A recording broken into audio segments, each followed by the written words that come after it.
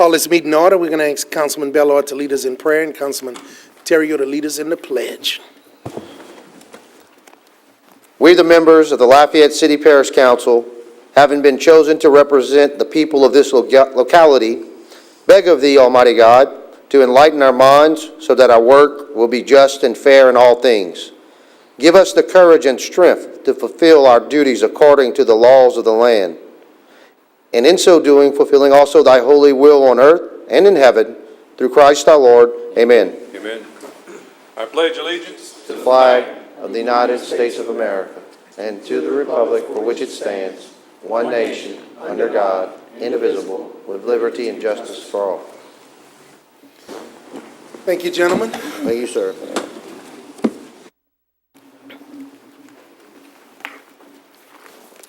We welcome you to the Lafayette City Parish Council meeting. We, as your representatives and the Lafayette Consolidated Government, welcome your involvement and encourage your participation. This meeting is a public hearing. If you wish to address the council on any item on this agenda, please fill out a blue request to address the council form noting the agenda item number. The blue form is available to you in the foyer and should be submitted to the council clerk, Ms. Veronica L. Williams, seated to my left in the middle, prior to the call of that agenda item. It is important to fill out the blue form completely and note the specific agenda item number about which you wish to speak. If the card is not completely filled out or is not legible to the clerk, you will not be given the opportunity to speak.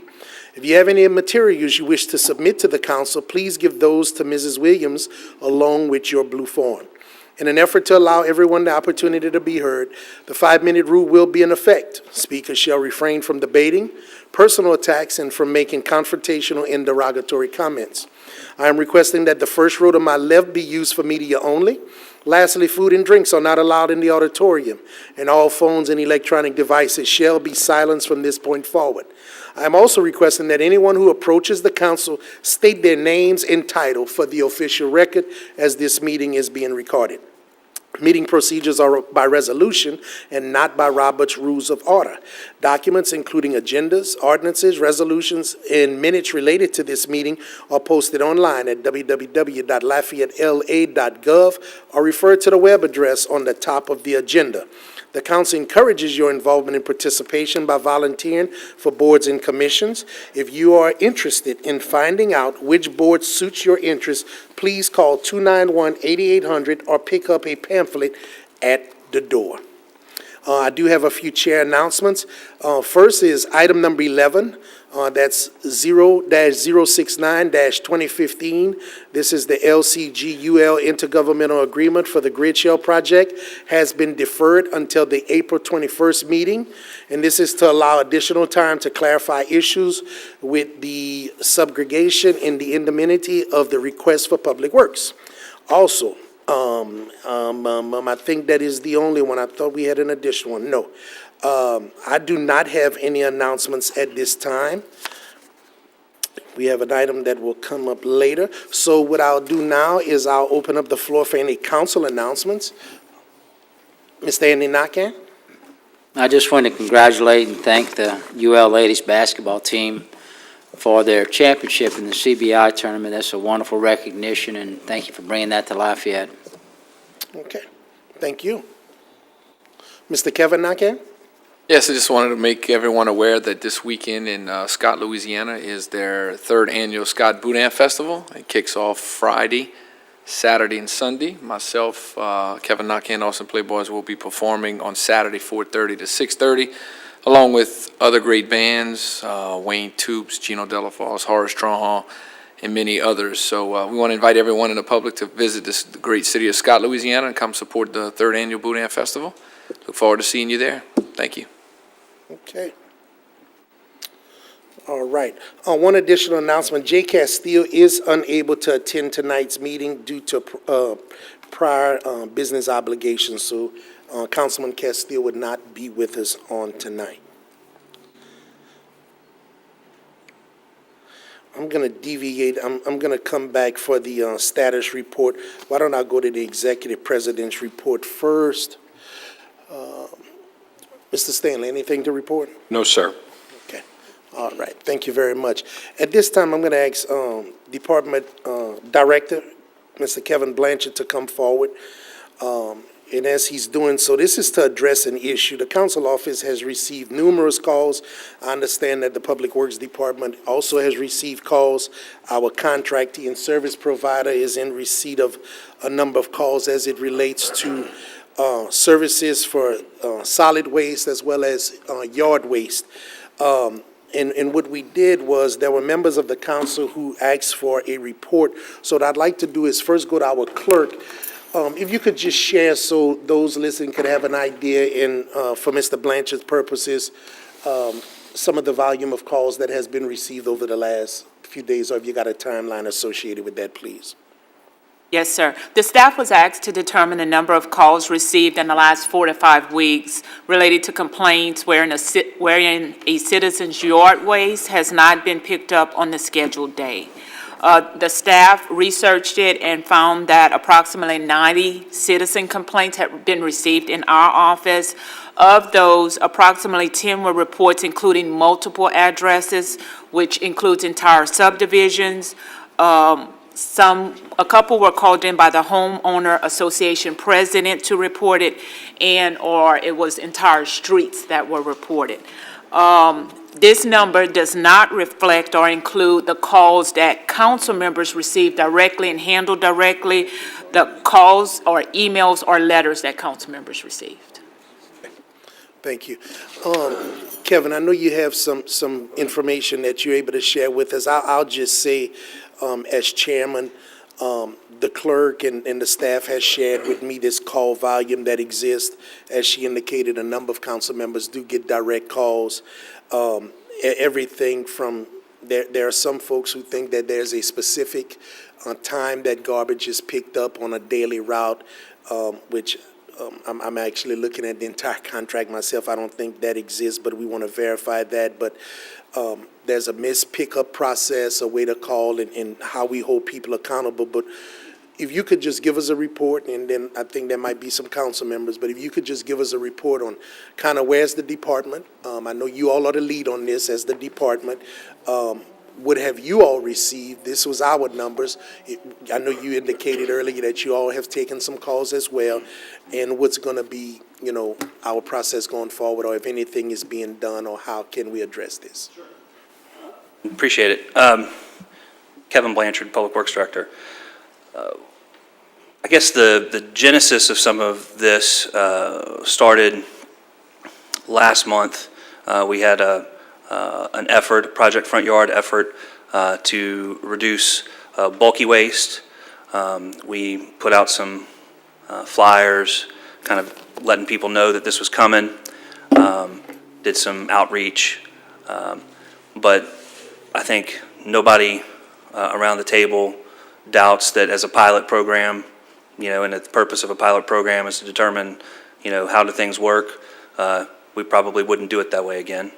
And so the result was, for a while, Republic got behind on yard waste, and we'd expected that would happen to some degree if we were successful in the bulk waste pickup, and we were. Over that period of time, we picked up more than 50% more than what we did in the previous year as far as bulk waste, more than 1,000 tons of that material, which is a lot. 1,000 tons, but basically like all the cars in the Hub City Ford parking lot. It's a lot.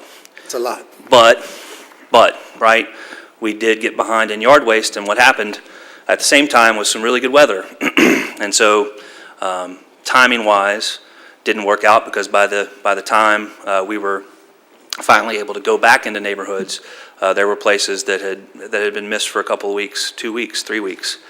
We got those calls. I got to say that Republic was great when it comes to coordinating with that.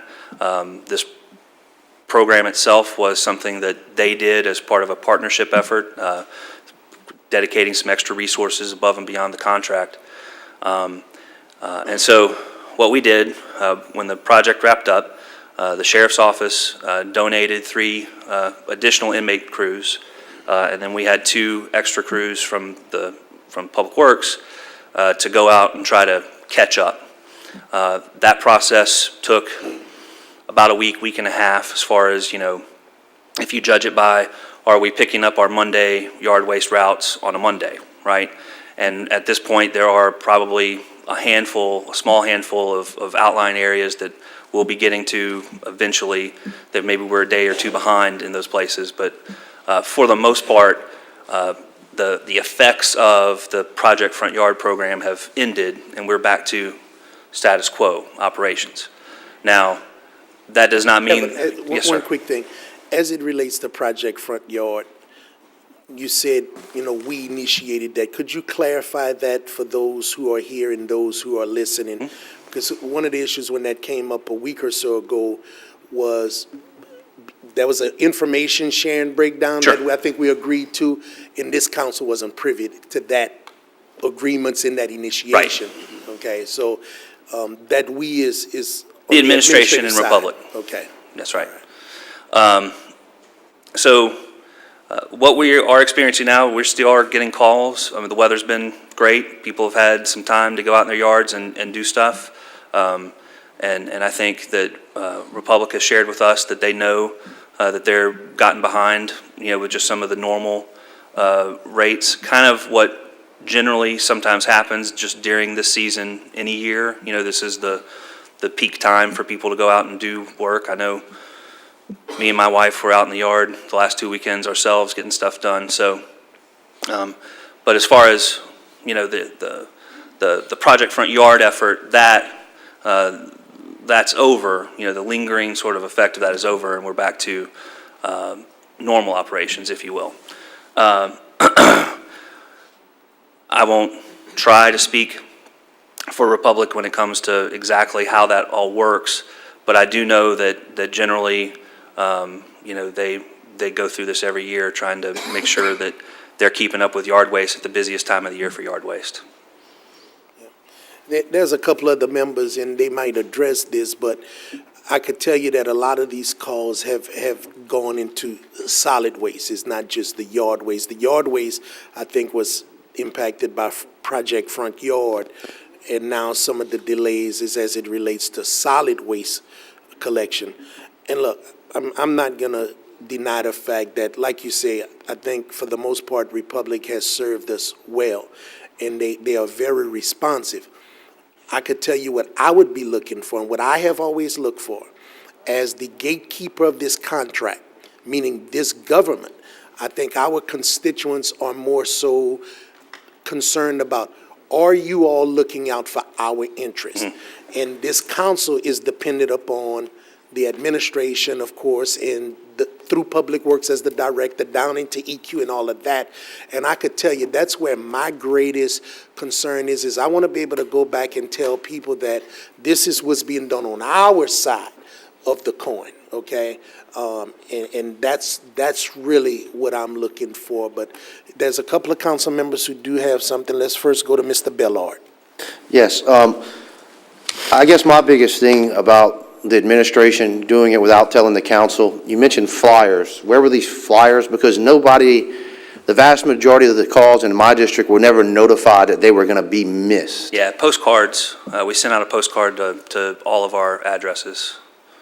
They had All of whose addresses? everybody that Every gets trash picked resident up. got a postcard saying, 55,000, I think. it was saying when they were going to be missed and when it would be resumed back to normal? Because I didn't get one at my house. Well, what we told people, I'm trying to think if I got one in my house too now. I'm just Jared, saying. you're making me- And I guess I'm going to vent for a little while, but it's not fair to our staff, the people that answer the calls, because they're the ones who take the calls, and I'm sure everybody on this council gets personal calls too, my cell phone, but they were the ones behind us, and they're the ones getting beat up on this. And I think it's a great thing that we're doing Project Front Yard, and I don't want to come across thinking it's not. But like some of the conversations I had with people in my district was, well, y'all said we're not going to pay for this. Well, we're paying for it because you've already missed me for a month, and I'm still paying my bill, and I'm not getting my service. And I think next time, the biggest thing is to let the people know, whether it be a public council meeting, to say, okay, the week from this date to this date, you will not get this type of service. However, it is to be expected to be picked up the following week, because a lot of what I got was, we don't know when they're going to get them. And I can't tell my constituents, I don't know. And That's my heartburn with it, is the staff, first of all, what they have to go through, us not knowing, then we know, and then, like I said, I didn't get a postcard. So what the complaints I'm getting is this is a good project. We're cleaning up the entire parish, which I think is great. They think it's great. There's a lot of people not at their expense when they don't know when they're going to get back to normal. And I understand where they're coming from, because you know what my answer is, well, I've talked to such and such, and when are we going to come back and get you? And the answer I'm getting is, we don't know. And next time, let's let the people know, that's all. Yeah. And then let the people know, look, you're going to be missed for 2 weeks, but boy, we're going to come right back on and get you this particular day. That was the biggest thing that I had. I didn't want to interrupt you, but I wanted to kind of build on something you said. When we debriefed after this and sort of talked about, okay, you know, if we did this again, what would it look like? I think the much more limited area, much more limited in time scope, where, you know, maybe we're talking about just a weekend, you know, some sort of targeted thing, because I think you're right. I think the biggest weakness was having a week between the two, you know, between the pickup periods just was too long, you know, and it allowed for too much buildup. And you tell people, well, we are picking up yard waste. It's just we're over here now, you know, and they're like, well, I got stuff in my front yard, right? And so of course with the staff and everything else, I can tell you I definitely sympathize, and you know, our EQ staff was, you know, under a lot of pressure during that time too. I know Republic got a ton of calls as well, and we've fielded a lot of those calls and personally and talked to folks and gone out and visited with them, and I think I had this discussion with Councilman Boudreaux about notification of the council. You know, I think we did things. If I had to do it over again, we did things through the normal channels, right? We kind of sent a press release out and copied you guys and did that, but nothing with like a red flag to say, hey, you really need to pay, you know, you get a lot of stuff throughout the day, right? And so some sort of council briefing, some sort of heads up that way, I think, again, if we do something like this in the future, I think is necessary. And I agree. You know, something as simple as, you know, the executive president's report, it could have been announced. You know, and then the calls that I'm getting was, well, why weren't this? And then we say, well, it was the administration did this, which is fine. I have no problem with it, but they don't want to hear that. They want to hear, well, when's it going to get back to normal? And I think if we would give them a time frame next time, let them know way ahead of time. Yeah. I mean, just repeat it. None of the people that I talk to are against getting trash, or, you know, in the parish. Yeah, I mean, I get the same feedback. But the thing is, well, you can't give me an answer. And that's where it was hard, it's at least hard for me trying to serve my people.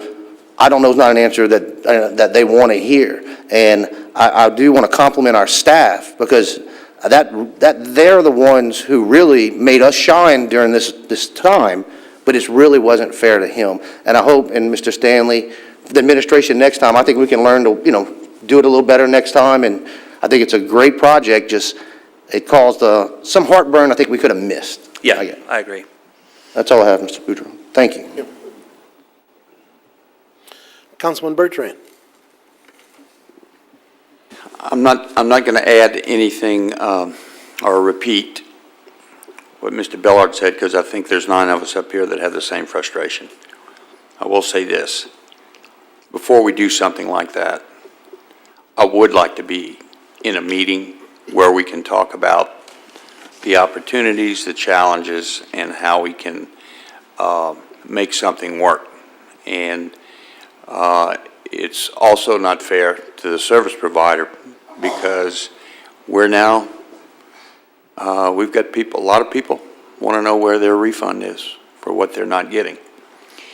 The one thing that we could have done that I asked about a couple of weeks ago that I don't know that anything's been done is we have the ability to robocall. And I think we should be robocalling and telling people we're sorry, we made a mistake, but thank you for your patience, and this is why we did it. And we should have done that a couple of weeks ago. But we have tools and technology at our disposal, but yet we can't get a message from the administration to us that this is going to happen, and we ended up with this type of situation, and it's just not fair. So I'd ask us to use all the tools available to us next time.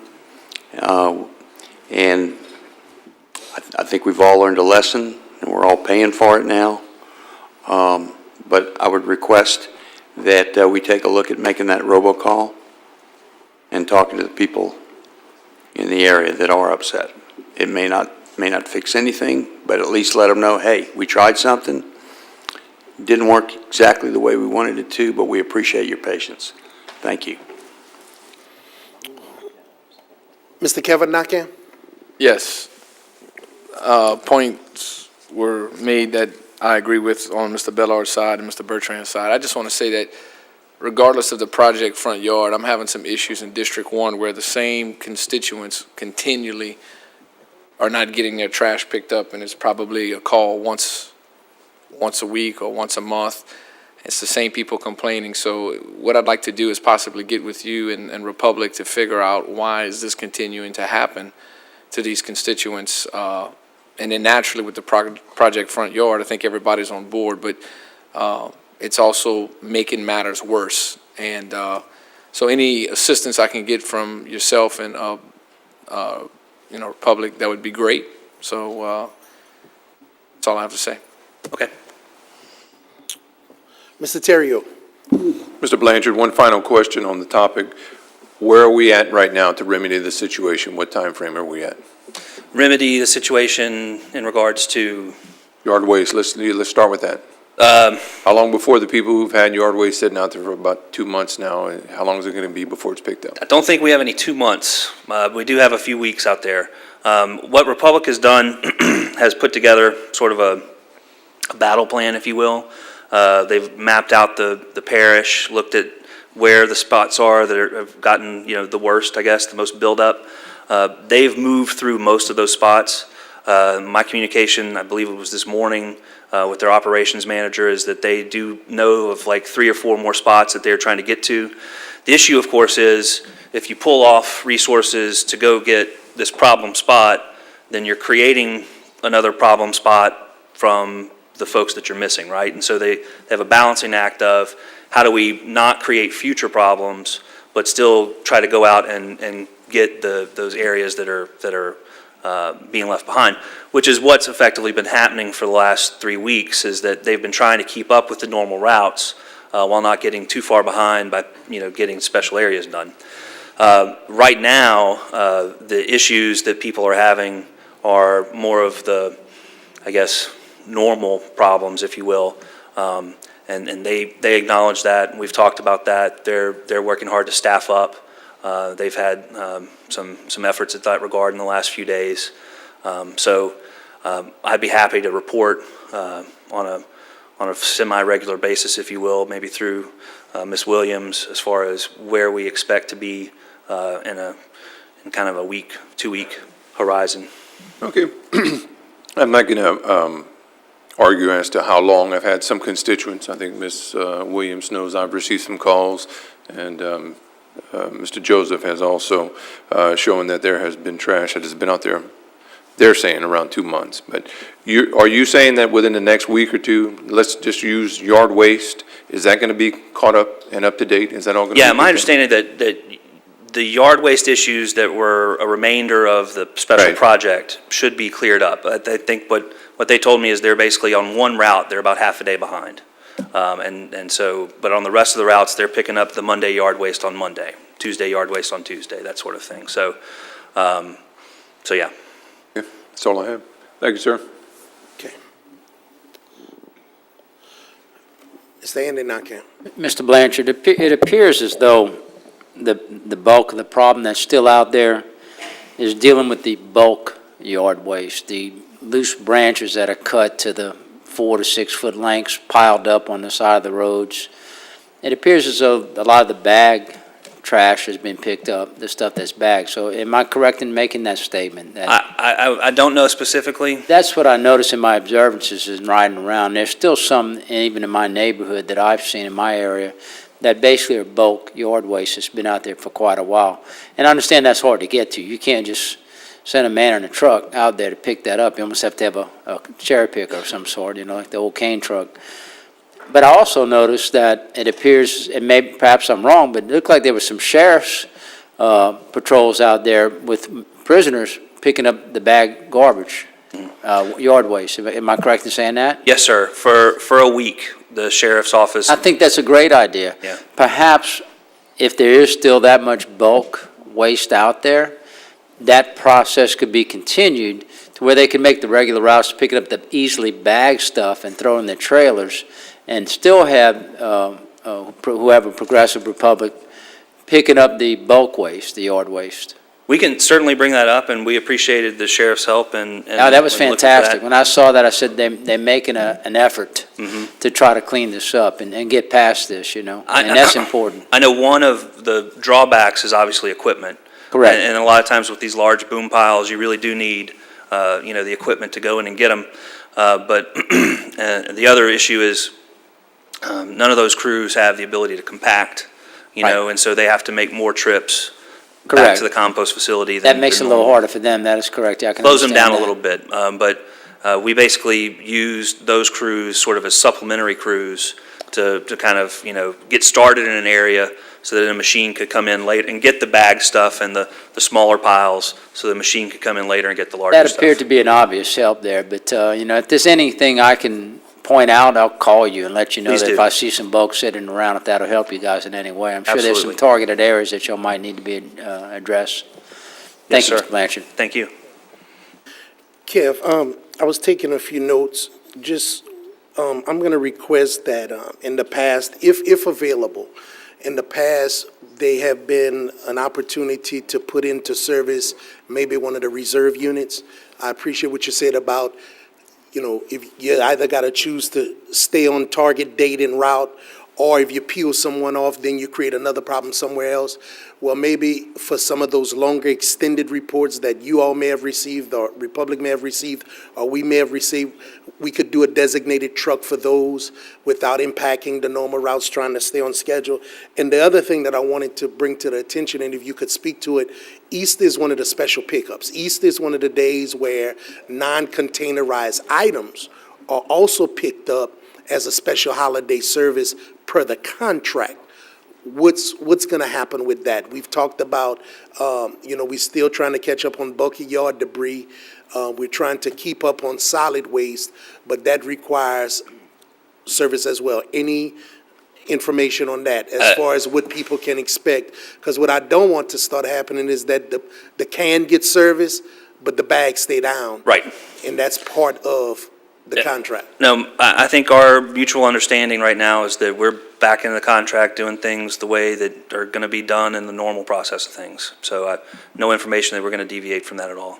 Okay, all right. I'm gonna ask the staff to continue to monitor and do a direct report to you, as well as myself and the Public Works Liaison Chairman, on that. Sure. Just to keep everybody informed, and that sharing of information is critical. That is of all things, if we're in a position to at least give the appropriate response, that just goes so much further than just telling people we're gonna put in a report on your behalf, so.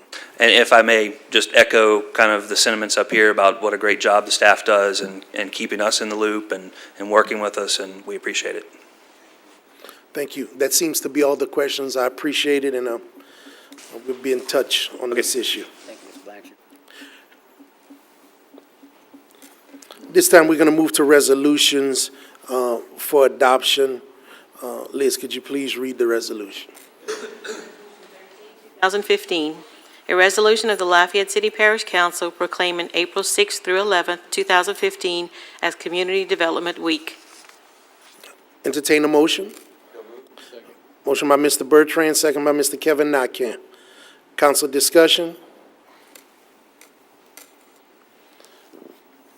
Mr. Bertrand.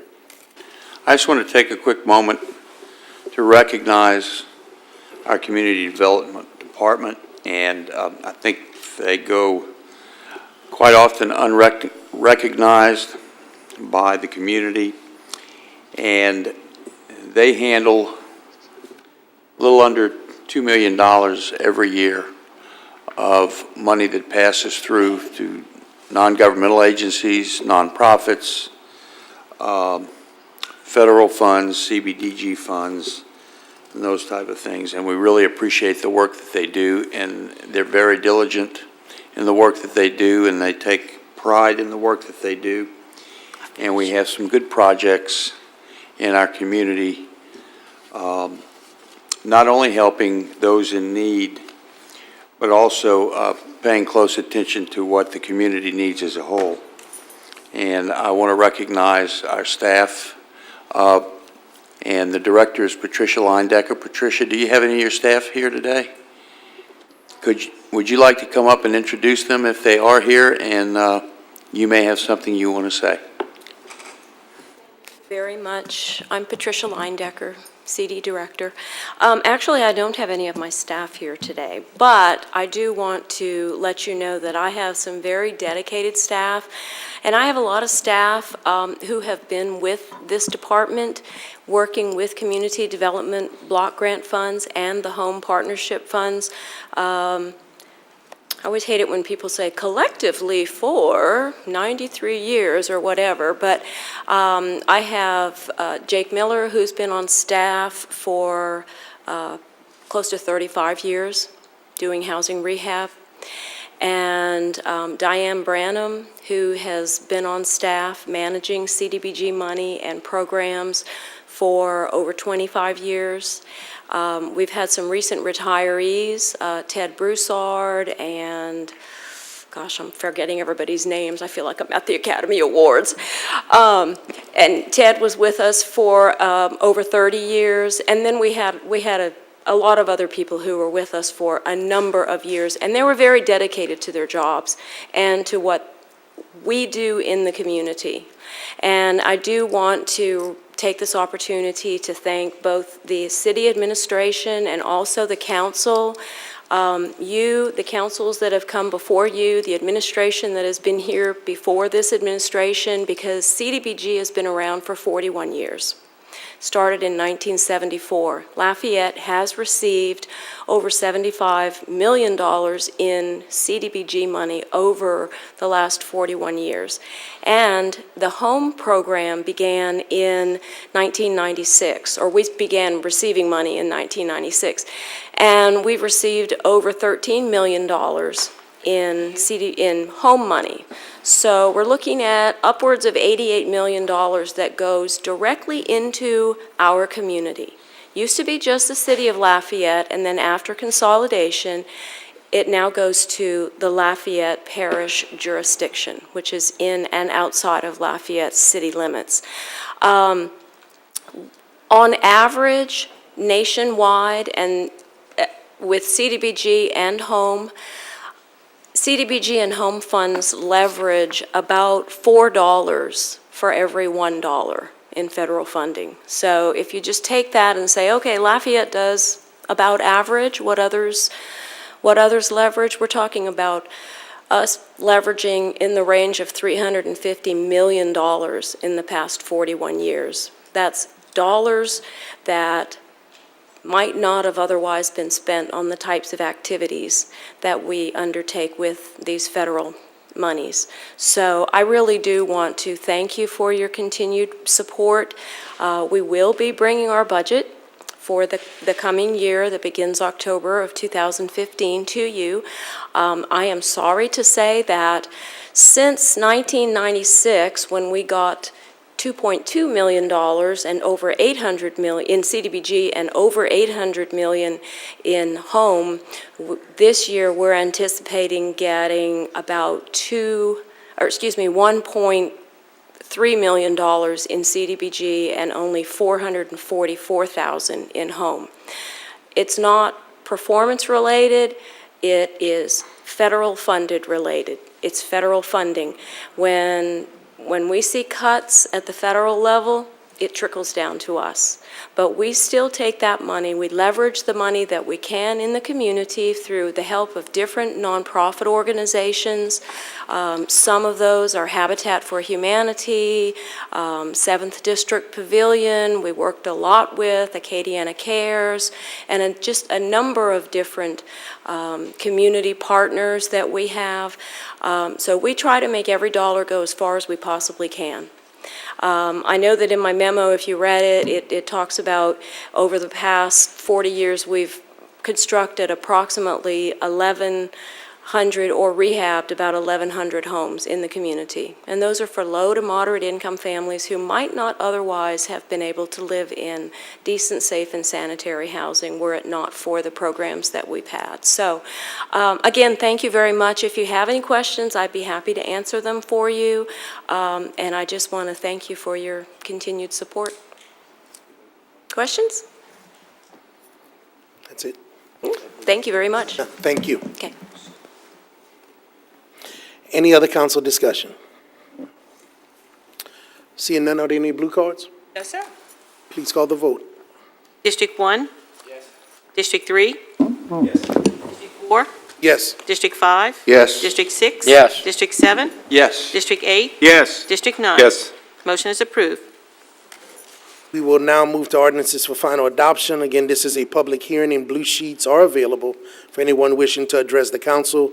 The 5-minute rule remains in effect. Liz, please read the next item. Ordinance 56, 2015. An ordinance of the Lafayette City Parish Council authorizing the Lafayette City Parish Consolidated Government to sell 55 surplus golf carts, which are no longer needed for public purposes, to Courtesy Golf Cars for a total bid price of $110,000 as per the attached list. Motion by Mr. Andy Nakane, second by Mr. Bertrand. Council discussion? Seeing none, any blue cards? No, sir. Please call the vote. District 3? Yes. District 4? Yes. District 5? Yes. District 6? Yes. District 7? Yes. District 8? Yes. District 9? Yes. District 1? Yes. Motion is approved. Ordinance 63, 2015. An ordinance of the Lafayette City Parish Council declaring the building or structure located at 1001 West Simcoe Street, Lafayette, Louisiana, owned by Clara Alice Broussard, Morrison Alexander, Benedict Sidney Broussard, Nicholas Wilmot Broussard, Joseph Jude Broussard, Rosalind Ann Broussard, Paula Jean Broussard, Alicia Broussard, Phyllis Broussard, Agnes D. Malvo, Renee Delahousie, Michelle Delahousie, Victoria Coleman, Denise Clement, Michael Delahousie, Camille Dunn, Margaret D. Gate, and Elizabeth Delahousie, care of Gerald J. Block, attorney appointed, to be dilapidated and dangerous to the public welfare and ordering the condemnation of same. Motion by Mr. Terrio. Second by Mr. Andy Nakane. Mr. Bellard.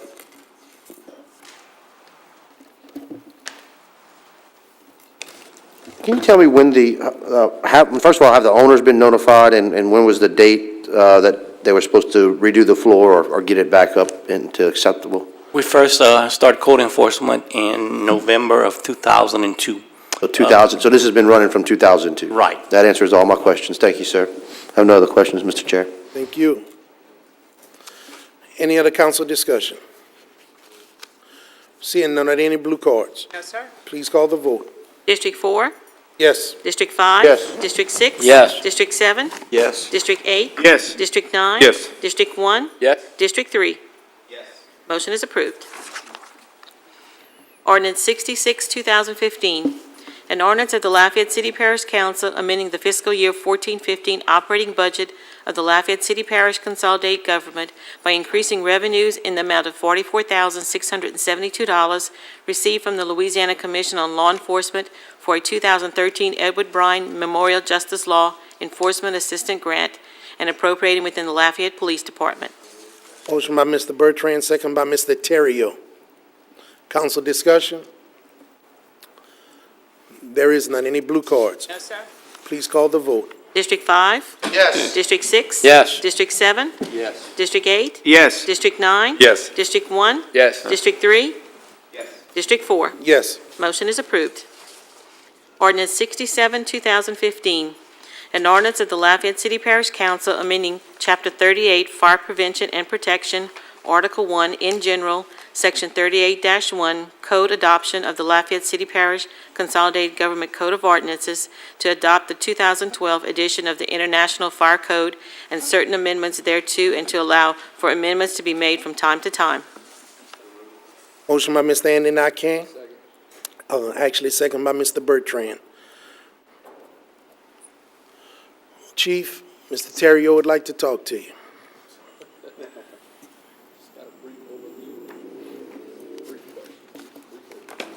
Chief, if you don't mind, just give us a brief overview of this one, and I think I'll be asking the same thing on the next one on 10, but It's just a standard standard thing. ordinance that we put together every 5 years to make sure we adopt the most up-to-date version of the fire code to keep in line with the PIL, which requires us to have the best fire code updated every 5 years. And of course, if you did not adopt those codes, what would happen, sir? Then you would lose points on the rating. There you go. So that's the point. Just hang around on the next one. I'll bring it real quick on number 10. That's all I have, sir. Chief, as it relates to this matter, I noticed that in the red line version, one of the changes was that you all no longer desire to come to the council for adoption, that if changes after this vote tonight, if additional changes take place, that you all be allowed to simply file those amendments with the clerk of the council. Can you give me some feedback as it relates to that? Is it something related to time-saving measure, or, I mean, I know there's historically. We still will been have to come supported. back to the council to adopt the most up-to-date or current version of the code. That's not something that we're just going to amend without coming back to the council as part of the ordinance. Yeah, if you, and I'm gonna get Mike involved in this one. Mike might be able to speak to it. But when you look at code adoption, section 38-1, letter B, the 2012 International Fire Code may be amended from time to time with copies of the amendments to be filed in the office of the clerk of the Lafayette City Parish Council and the Fire Prevention Bureau. And originally, if you go to the red line, which is also in our packet, that used to read that the, of course, 2012 International Fire Code may be amended from time to time by ordinance with copies of the amendments to be filed. So what it's doing is removing the ordinance requirement in this new process. And I know this council historically, although this has been a kind of rubber stamp type thing, this council has made it clear on many, many occasions that when it comes to its authority and its ability to adopt ordinances and pass policy, that they want to remain engaged and involved. So I noticed it was pulled out, and that's what I'm looking for an explanation on. Okay, there's a distinction to be made between the adoption of the code and amendments to the code that is adopted. My interpretation of this ordinance is that the 2012 Fire Code in its current version is adopted, and that when a new code in its entirety comes out, we have to come back to the council to have that code adopted again. Right. From time to time, interim amendments come out to particular sections of the code, which I was under the impression that's what this refers to, that the fire department wouldn't have to come back to the council for the little bits and pieces that get amended from time to time in this interim period before a comprehensive revised code comes out. Because you'll see here, I take it the last complete code revision that came out apparently was in 2009, and this one's in 2012. I agree with you. I think that's the right interpretation, but the amendments came, they will no longer come. What, is it somebody don't like coming to us? I'm just trying to figure it out, but you're right, it's the amendments. Once we adopted 2009, but when amendments came between 9 and now, they came to the council. Now this says when an amendment comes, That's the what this amendment says. will not come. That's what this says. Right. Yes, sir. What's the rationale behind the change? I What's think the purpose I think for what the this is really saying is that we're adopting this code with the understanding that there are certain amendments in this code that we're not going to adopt because our codes may be more stringent in that particular area. This is not saying that we're going to come back to that every time something happens with the code, that we're just going to take it upon ourselves to enforce it without coming back to the council. We're only going to come to the council every 5 years as required by PIL to amend the code, adopt the most the new current code. in its entirety. Right. If there are any amendments or something that's in conflict that comes out in this code after it's adopted, then we're still going to come back to the council and saying that this is something that we would like to have added to the adopted version. I think we're all saying the same thing. I don't know if y'all understanding me. Mr. Stanley is going to help us out with this one. I see he chimed in. I would suggest that legal counsel develop the amendments that are necessary to remove that provision, and that there certainly is an understanding that whenever a code is amended or a change in a code, that an amendment to an ordinance is required, and it requires that we come back to the council. And if there is a change that needs to be reflected in the draft to do that, then the city parish attorney should do that. Chief, is there a deadline to do this now? Does it have to be done tonight? No, it doesn't. If it does, since it is comprehensive, I would suggest that you defer to the next meeting, let legal look at it, we'll bring you the amendment that needs to be brought. Okay, let's hear our further discussion. Mr. Bellard? Mr. Aver, could we, and I agree with Mr. Stanley, can we just simply put by ordinance back in there and pass it as is, or would you need to look at it? But if it's true, like Mr. Stanley Yeah, said. it's just one I mean, line. that would be one fix to the, I don't know if that's acceptable to what the purpose the chief is trying to accomplish, but one fix would be to simply take out the proposed amendment to subsection B of section 38.1 and leave it as is, and then every single amendment would have to come back to the council by ordinance. That works. Okay, I'd like to propose that amendment to, in section B, unstrike by ordinance and let it be by ordinance. Is that proper to say that, Mr. Aver? Remove the proposed amendment to section 38.1B. Leave it as is. That's correct. That is my amendment. Okay. The amendment is duly noted. It's offered by Mr. Bellard and seconded by Mr. Bertrand.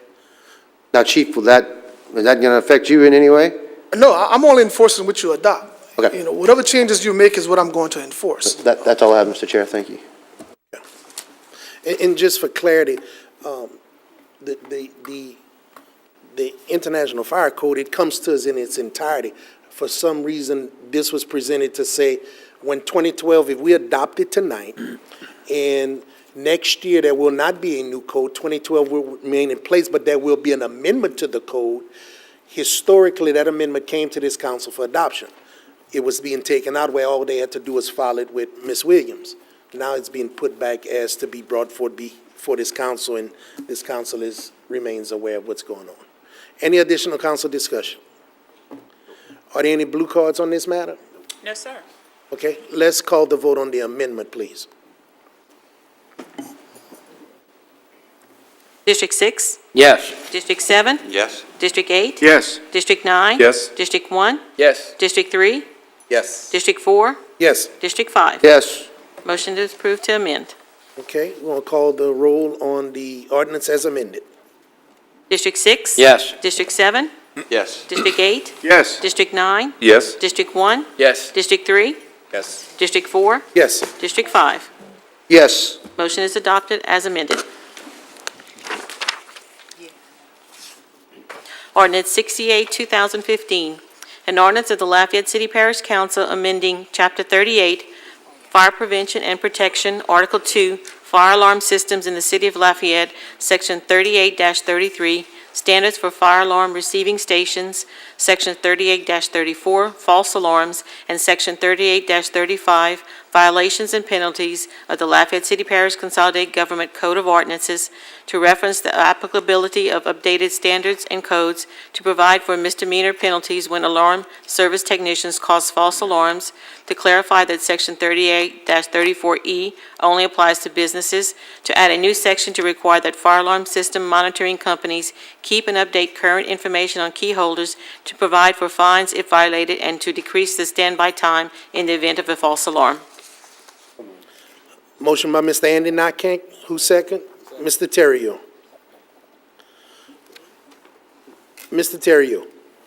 Chief, if you don't mind, of course, pretty much it's self-explanatory. It's just dealing with false alarms. That's right. And also here, I want to clarify, as it states here, that it only applies to businesses. Residential as well. Right. And what it applies to is that we're going to require a Hang on key. a second, Chief. It does apply to residential also? Yes. Because here it says Section 3834E only applies to businesses, to add a new section to require the fire alarm. When you adopt the code in its entirety, you're going to also, it's going to also refer So to it residential. also apply to the residentials also? Okay, all right. And it's applying, when you say business, applying to the business that has installed the system into the residence or the commercial establishment. All right, I'm sorry to interrupt. Go ahead, you can continue. That's what I was going to tell you. Well, and we agree that you guys don't need to be chasing false alarms, and if there are issues where you don't have to be rolling at times when you don't need to. Offhand, do you know how many false alarms, say a month, that you guys? 2014, we responded to 1,010 false alarms, total in residential and business, and this year, in March, we responded to 76, 54 were commercial, 22 were residential, for a total of 204 false alarms from January to March 31st of this year. Makes sense. If you don't mind, could you elaborate on, I guess, the type of fines and what we're looking at on It's these? going to be chiefs? similar to what we put in place for the nightclubs, where you, but a little bit more stiffer, whereas on the first offense, before you would just receive a visit from us, now you're going to receive a citation with a fine of $100, all the way up to the fourth. When you get to the fourth one, there's a possibility based on if you're not in compliance, you may lose your license to do business as an alarm company. I've heard in the past that there have been numerous locations that have had over and over and over again the same false alarm going off. Right. We've had some problems with alarm companies when they come in to repair a system or work on a system. Yes, sir. They just choose not to call us and let us know that they're tampering with the system. And all it takes is a phone call to us letting us know that you're going to be servicing the system. So if it activates, we're still going to respond, but we're going to respond with one truck just to make sure that you are doing what you say you're doing. But in this particular case, over numerous times, they've just decided they're going to work on the system and not call us. And so we show up there with 6 vehicles responding code red for a false alarm. Right. Or you have some issues where the system keeps activating, and it's because it's a maintenance problem, and they just choose to disregard service in the system and allow us to come out there and for nothing. And so all we're doing is just stiffening the penalties to make sure that they comply with service in the system. Very good, Chief. That's all I have, sir. Thank you. Thank you. Mr. Bellard.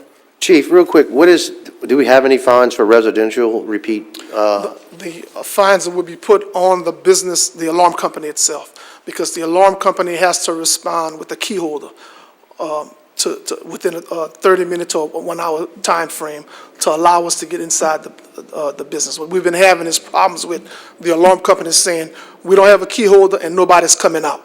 And so we've got to make a decision. Do we break your door down to go see what's going on? Or do we wait a reasonable amount of time and leave, and if it burns, we're still in trouble? Or do we start charging you for having that truck stand by while somebody comes there to let us in? So for a residential false alarm within 12 months, it's a $100 fine? The first one will be a $100 fine on the alarm company if they fail to produce a key holder. Okay. And then it's 200 on the second, 300 on the third, and on the fourth is where we have a hearing to determine whether or not we should revoke that license for doing business. Thank you. Okay, any other council discussion? There are none. Any blue cards? Yes, sir. Okay, please call the vote. District 7? Yes. District 8? Yes. District 9? Yes. District 1? Yes? District 3? Yes. District 4? Yes. District 5? Yes. District 6? Yes. Motion is approved. Reminder that this item 11, has been deferred until April 21st as per Public Works. So we will now move to item number 12, please. Ordinance 70, 2015, an ordinance of the Lafayette City Parish Council amending the fiscal year 14-15 operating budget of the Lafayette City Parish Consolidated Government by increasing reimbursement revenues from State of Louisiana Facility Planning and Control for Government Complex Jail Physical Plant Upgrade Project number 50-J28-04B-02 in the amount of $500,000 and appropriating within the Public Works Department for said project. Moved by Mr. Andy Nakane, second by Mr. Don Bertrand. Council discussion. Seeing none, are there any blue cards? Yes, sir. Please call the vote. District 8? Yes. District 9? Yes. District 1? Yes? District 3? Yes. District 4? Yes. District 5? Yes. District 6? Yes. District 7? Yes. Motion is approved. Ordinance 71, 2015, an ordinance of the Lafayette City Parish Council amending the fiscal year 14-15 operating budget of the Lafayette City Parish Consolidated Government by increasing reimbursement revenues from the State of Louisiana Facility Planning and Control for Government Complex renovations of Parish Courthouse Project number 50-J28-04B-03, in the amount of $40,000 to be appropriated within the Public Works Department for said project. Motion by Mr. Don Bertrand, second by Mr. Andy Nakane. Council discussion? There is none. Any blue cards? No, sir. Please call the vote. District 9, Yes. District 1, Yes. District 3, Yes. District 4, Yes. District 5. Yes. District 6. Yes. District 7, Yes. District 8. Motion is approved. Ordinance 72, 2015. An ordinance of the Lafayette City Parish Council authorizing the Lafayette City Parish President to submit an application to the Keep Louisiana Beautiful organization for a healthy community grant for the Public Works Department. Motion by Mr. Bertrand, second by Mr. Andy Nakane. Council discussion? There is none. Any blue cards? No, sir. Please call the vote.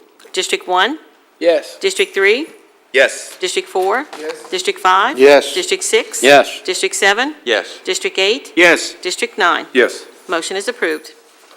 Ordinance 73, 2015, an ordinance of the Lafayette City Parish Council amending Resolution R-31-2014, wherein the Lafayette City Parish Council agreed to relinquish ownership of rights it may own and all duties, obligations, and responsibilities for the operation and maintenance of Duhall Road to the State of Louisiana Department of Transportation and Development. Motion by Mr. Bertrand, second by Mr. Andy Nakane. Mr. Terrio?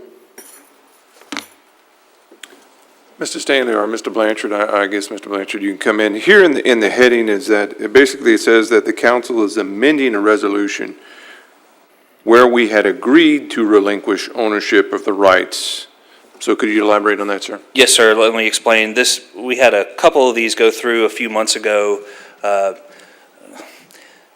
DOTD says that when you participate in the right-sizing program, that you're to pass a resolution of the council approving the deal. And we had a few of those go through as resolutions without catching that it doesn't really matter what DOTD says, that it needs to be by ordinance of the council, not by resolution. So you previously passed this as a resolution. This is just passing it as an ordinance because that's actually the proper vehicle to do this. So basically, and Mr. Hebert, just to clarify, is that by doing it by ordinance gives it the force of law? Yes, A sir. resolution does not have a Charter force of law. would require that this be done by ordinance, regardless of DOTD's permission to do it by resolution. Okay, I just want to make sure, 'cause it looked like here we were, if you didn't look at it closely, it almost looked like you were relinquishing it back Right, to the state. right, yeah. But we're actually still going to give Duyon Road to the state. Or actually, we're going to take over the maintenance of it, so that way it frees up road miles for the state of Louisiana. That's correct. Got it. Okay, that's all I have. Thank you.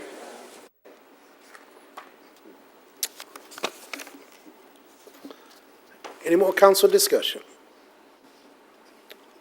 There is none. Any blue cards? Please call the vote. District 3. Yes. District 4. Yes. District 5. Yes. District 6. Yes. District 7. Yes. District 8. Yes. District 9. Yes. District 1. District 1? Kevin? Okay. Motion is approved. Ordinance 74, 2015. An ordinance of the Lafayette City Parish Council authorizing a sewer betterment agreement between the Lafayette City Parish Consolidated Government and Walker's Village LLC and providing for a connection fee to recoup the cost of betterment pursuant to said betterment agreement. Motion by Mr. Bertrand? Second by Mr. Kevin Nakane. Council discussion?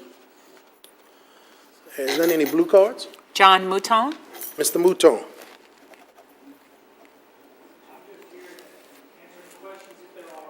Barring none, I'll be happy to shut up. Shut up.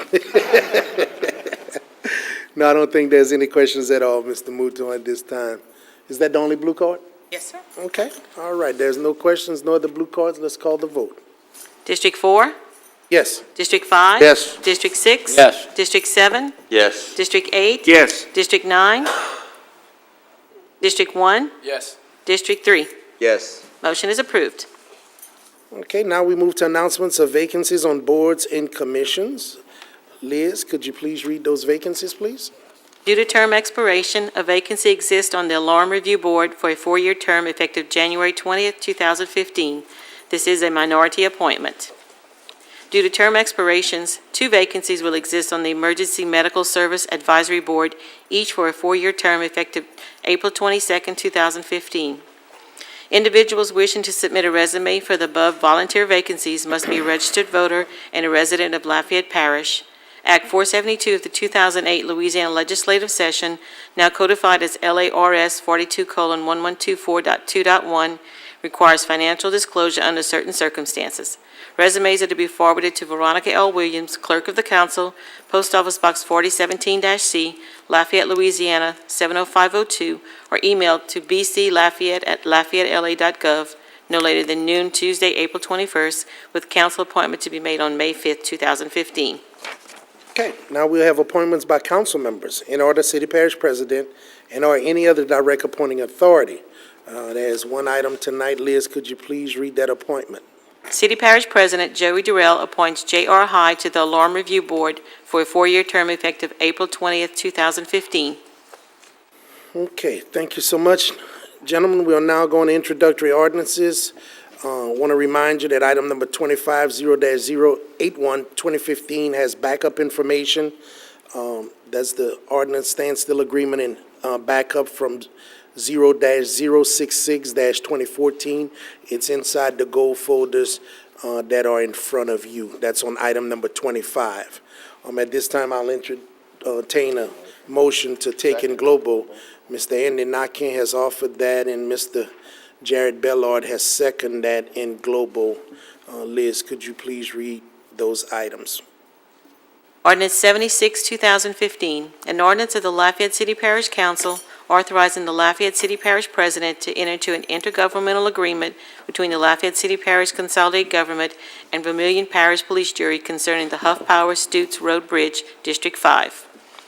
Ordinance 77, 2015, an ordinance of the Lafayette City Parish Council recognizing, certifying the Bertrand Drive Streetscape Johnson Street to North College Drive project has been selected by the Louisiana Department of Transportation and Development for funding under the Transportation Alternatives Program for 2014 to 2016. Ordinance 78, 2015, an ordinance of the Lafayette City Parish Council amending the fiscal year 14-15 operations and maintenance and capital improvement program budget of the Lafayette City Parish Consolidated Government to make appropriation adjustments within the Utilities Department. Ordinance 79, 2015, an ordinance of the Lafayette City Parish Council authorizing the Lafayette City Parish President to enter into a joint cooperative endeavor agreement between Lafayette City Parish Consolidated Government, the Downtown Development Authority, and the Lafayette Convention and Visitors Commission for the funding of a gateway installation at Cypress Street and Jefferson Street. Ordinance 80, 2015, an ordinance of the Lafayette City Parish Council declaring the building or structure located at 122 Sunny Street, Lafayette, Louisiana, owned by Leroy Ames Jr. and Karen Thornton, care of Gerald J. Block, attorney appointed, to be dilapidated and dangerous to the public welfare and ordering the condemnation of same. Ordinance 81, 2015, an ordinance of the Lafayette City Parish Council authorizing the Lafayette City Parish President to enter into a standstill agreement between the Lafayette City Parish Consolidated Government and the United States of America to continue leasing the War Memorial Building for operation of the VA Community-Based Outpatient Clinic. Okay, thank you, Liz. There is no council discussion noted on this. Are there any blue cards for any of these items? No, sir. Okay, please call the vote for the in global intros. District 5, Yes. District 6, Yes. District 7, Yes. District 8, Yes. District 9. Yes. District 1, District 3, District 4. Yes. Motion is approved to in globo. All right, thank you. This meeting is adjourned. We're going to now call to order a special council meeting for an introductory ordinance. Got a single item on this agenda. Your packets are before you. Liz, could you please read the introductory item? Ordinance 82, 2015, an ordinance of the Lafayette City Parish Council amending ordinance number 0272-2007 with respect to the Lafayette I-10 Corridor District at mile marker 103, district described therein, approving a project consisting of infrastructure improvements within such district, providing for the continuance of 1% sales and use tax levied in the district to fund the cost of such infrastructure improvements, or to secure bonds to finance the cost of such infrastructure improvements, and providing for other matters in connection with the foregoing. Entertain a motion.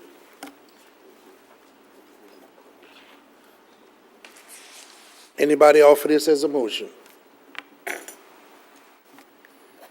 Okay, there's no motion, it's going to die for failure to be moved upon. Meeting adjourned.